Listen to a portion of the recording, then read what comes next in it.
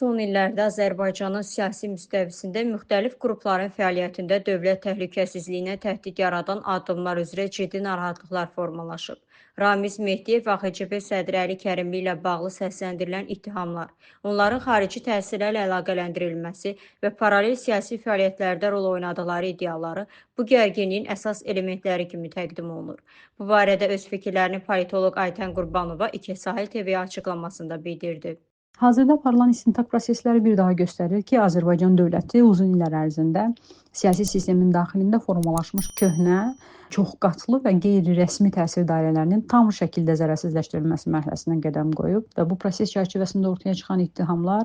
istintaq tədbirləri yalnız ayrı-ayrı şəxslərin məsuliyyəti ilə məhdudlaşmır. Eləcə də söhbət çoxillik bir strukturdan Mehdiyev şəbəkəsi adlandırılan qeyri-rəsmi təsir mexanizmlərinə dair araşdırmalardan gedir və uzun illər ərzində Ramiz Mehdiyevin ətrafında formalaşan bu şəbəkə yalnız inzibati resurslara deyil, həm də ideoloji istiqamətləndirmə, siyasi manipulyasiya, kadr yerləşdirmələri və müəyyən qruplarla əlaqələndirilmiş təsir imkanlarına da malik olub. Bugünkü istintaq prosesi göstərir ki, bu potensial təsir kanallarının bir qismi formal siyasi proseslərdən kənar fəaliyyət göstərə biləcək mərkəzlər kimi formalaşdırılıblar və ən diqqət çəkən məqam da ondan ibarətdir ki, istintaqın araşdırdığı versiyalara əsasən bu şəbəkənin fəaliyyəti yalnız keçmiş dövrdə fəaliyyət göstərən daxili siyasi münasibətlərlə məhdudlaşmayıb. Bəzi radikal müxalif qüvvələrlə olan əlaqələr, xarici dairələrlə koordinasiyalı fəaliyyət, eyni zamanda ölkədə siyasi sabitliyi pozmaq ehtimalı olan addımlara dair ilkin məlumatlar istintaqın əsas diqqət mərkəzindədir. Əli Kərimli, Məhəmməd İbrahim və digər şəxslərə qarşı irəli sürülən ittihamlar əslində sadəcə siyasi polemika predmeti deyil, dövlətin təhlükəsizlik arxitekturasına yönəlmiş mümkün antikonstitusion təşəbbüslərə verilən hüquqi reaksiyadır. Cinayət Məcəlləsinin 278.1-ci maddəsinin tətbiqi isə heç bir halda təsadüf ola bilməz. Bu maddə yalnız güc yolu ilə hakimiyyətin dəyişdirilməsinə yönəlmiş koordinasiyalı fəaliyyət şübhələri mövcud olduqda gündəmə gətirilir və bu isə istintaqın qarşısında konkret faktların olduğunu və kifayət qədər ciddi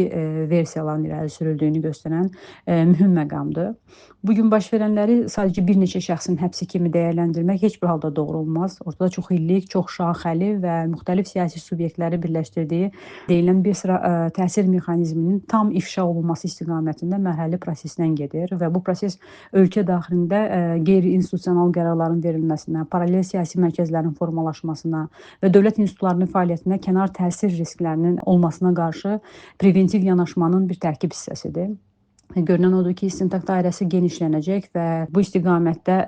əlavə tədbirlərin görülməsi, eyni zamanda müxtəlif idarəetmə strukturlarında çalışmış, informasiya manipulyasiyasında iştirak etmiş, siyasi layihələrin koordinasiyası ilə məşğul olmuş şəxslərin də prosesə cəlb olunması ehtimalının olması heç bir halda istisna edilmir. Nəticə etibarilə Mehdiyev şəbəkəsinin ifşa olunması Azərbaycan üçün yalnız hüquqi proses deyil, bu siyasi sistemin köhnə metodlardan tam təmizlənməsi, dövlətin təhlükəsizlik modelinin möhkəmləndirilməsi və ölkədə yeni institusional siyasi nizamın formalaşdırılması istiqamətində atılan mühüm strateji addımdır və Azərbaycan dövləti artıq paralel təsir mərkəzlərinə, gizli siyasi kanallara və qeyri-rəsmi güc platformalarına qarşı tamamilə sıfır tolerantlıq mərhələsinə keçib və bundan sonraki mərhələdə Azərbaycan dövlətinin təhlükəsizliyi üçün ola biləcək istənilən təhdidlərə qarşı da adekvat tədbirlər görüləcək.